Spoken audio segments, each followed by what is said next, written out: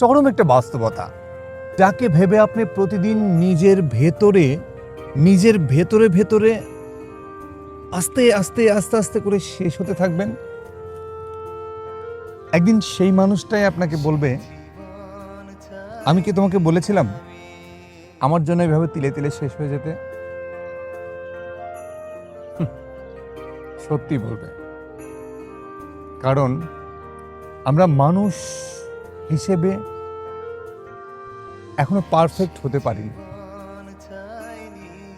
তাই কারোর জন্য এভাবে নিঃশেষ হয়ে যাবেন না, কোনোভাবেই না।